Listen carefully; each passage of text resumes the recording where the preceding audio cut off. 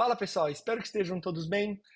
No vídeo de hoje, em vez de a gente resolver mais um exercício, eu queria mostrar para vocês como que a gente pode melhorar os exercícios que a gente fez até agora e o que eu faria para a gente transformar esses exercícios num código um pouquinho melhor, um pouquinho mais legível. A gente vai utilizar o exercício do pescador e eu quero introduzir para vocês hoje o conceito de funções. Vamos para o código então, vamos, né? Mão na massa.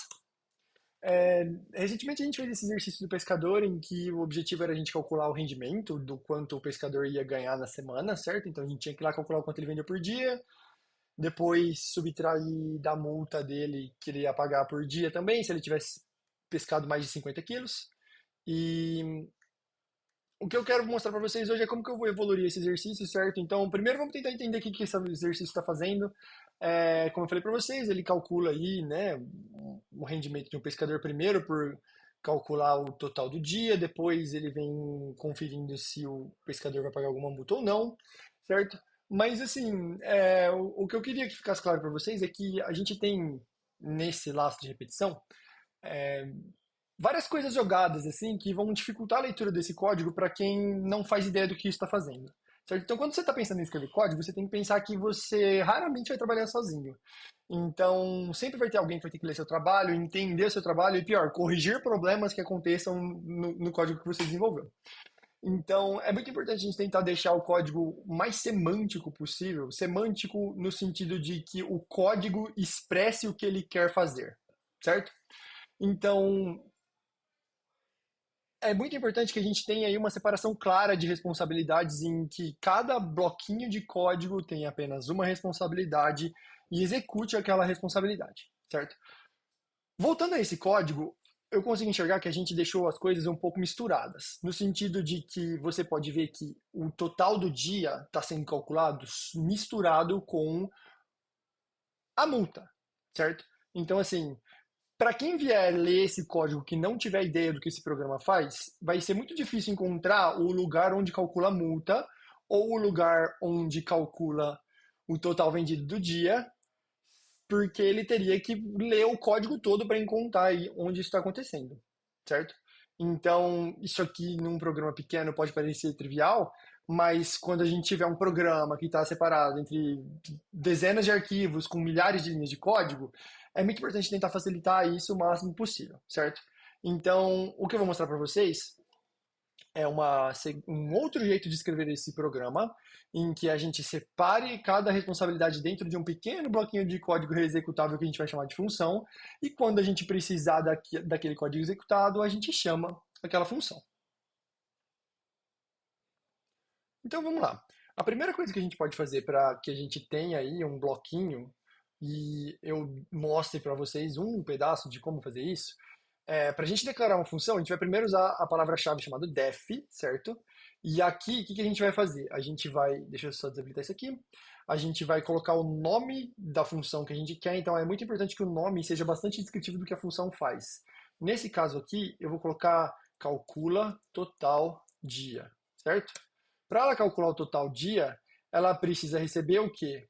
O preço não, o quilograma pescado que foi pescado pelo pescador naquele dia. Como que se calcula o valor do dia? Quando a gente chamar essa função, a gente vai querer que ela retorne alguma coisa, certo? Então, quando eu invocar esse bloco de código, o retorno vai ser definido por essa palavra return e o que eu colocar na frente. O que eu quero que ela faça é retorne para mim o valor do quilograma pescado multiplicado pelo preço por quilo aqui em cima, certo? O que isso vai fazer?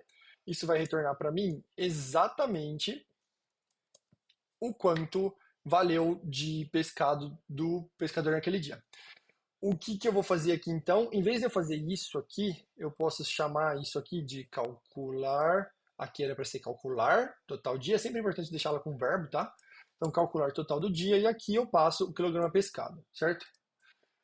Por que que isso é melhor do que o que a gente tinha antes? Porque primeiro que a gente isolou a responsabilidade de calcular o total do dia dentro de uma função, certo? E isso facilita muito para quem vai ler esse código depois, falar assim, poxa, o problema está em calcular o total do dia. Por exemplo, mudou o valor do preço por quilo e a gente vai precisar subir para 40 agora.